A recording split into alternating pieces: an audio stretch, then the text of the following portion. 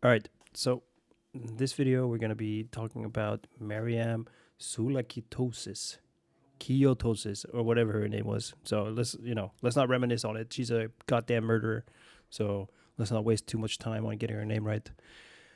But anyway, this is definitely not a story about faith. This is more of a story about how faith was just completely weaponized and turned into something absolutely disgusting. And we'll get into that. So let's do it. In the mountains outside of Athens, behind monastery walls, meant to shelter the sick and the faithful, there were people starving, rotting, and dying in complete silence. At the center of it all stood one woman, and that's Mariam. She's our protagonist for this whole fiasco. So she was born in around 1883. She would later become known to the Greek public as Mother Rasputin.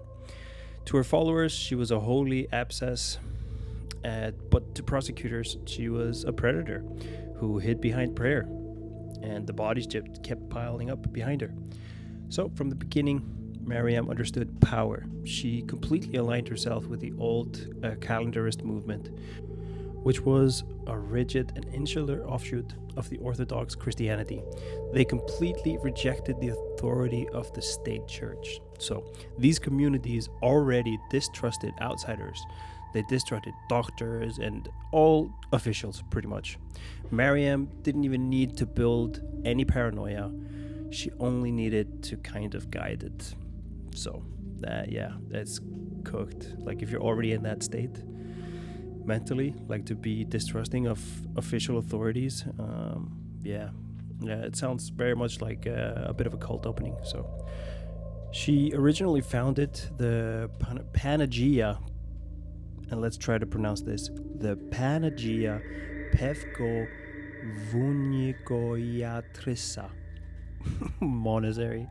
So I don't even know what that is, but it's some type of monastery, which was in an isolated area. It was far from prying eyes, so there was no scrutiny on it. And people came seeking healing.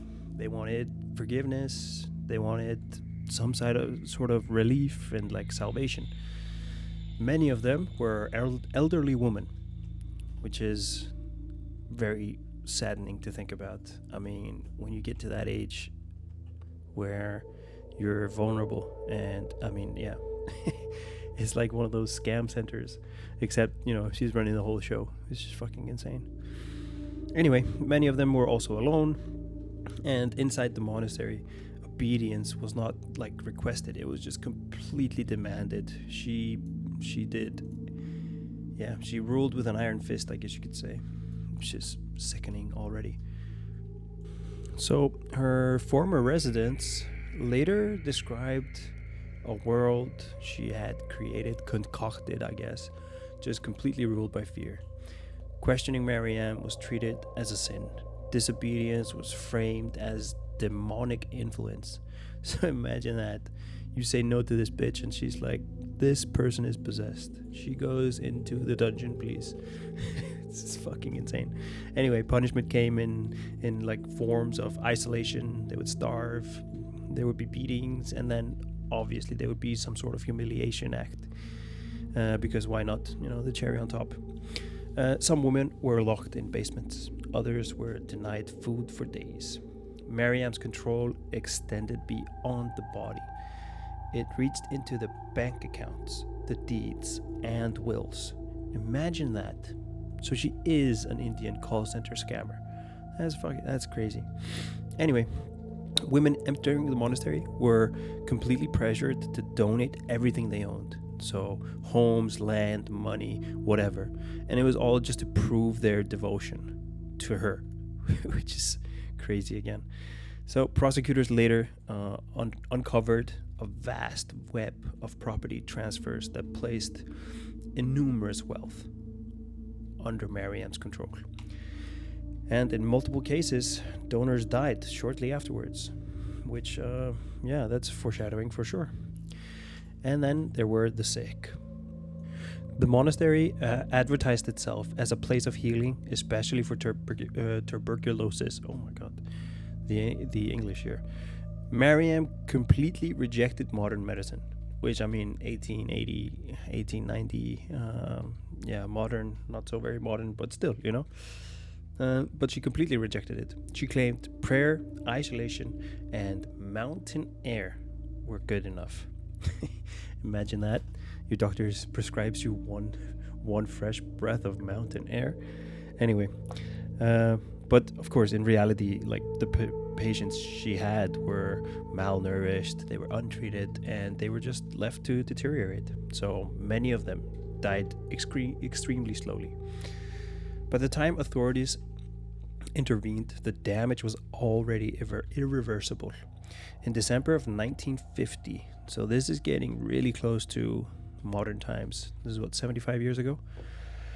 The police raided the monastery, and what they found just horrified. This was everywhere, so it horrified the nation. Emaciated women, sick children, and filthy conditions, and just evidence of prolonged abuse. And survivors were removed, and they were hospitalized, and the children they found were sent to orphanages. So next, there's the trial, and the trial really just kind of exposes the gigantic scale of the horror that was going on there. So at least 27 murders were conclusively proven. When the death was caused by starvation, neglect, and untreated illness, the number rose dramatically, though, so possibly exceeding 170 souls, which is so much. I mean, just, yeah, 170 people. That's insane. But the newspapers, they claimed even higher figures. Through exact numbers, we may never exactly know them, but yeah. So then when Mariam was pulled into court, she showed no remorse, just a complete, like, psychopathy. I don't know, like, yeah. But in court, she did deny everything. She called the accusations lies inspired by Satan. So that's crazy. Some followers, they still stood by her, which is, again, another insane thing, insisting that she was holy. But the courts, of course, disagreed. She was convicted multiple times and sentenced to a total of, drumroll please, 14 years. That's crazy. I can't even, like, yeah, no, here in Iceland we have something similar where life sentences are really short, so that's crazy. But thankfully she would not live to see all those 14 years, which is very, very nice. She would die in Avernov prison in 1954. Some of her trials were still ongoing at the time, and honestly, to this day, a small group of supporters claim she was innocent of murder, persecuted for her faith. So that's, again, kind of insane. But the dead do tell a different story. So yeah, Mariam did not need a weapon. She used belief, and she used isolation. She used obedience, and behind monastery walls, where no one was supposed to look, the people just disappeared. Yeah, and that's kind of why I wanted to go into this a little bit. So be careful, guys. Stay away from Scientology. Anyway, until next time.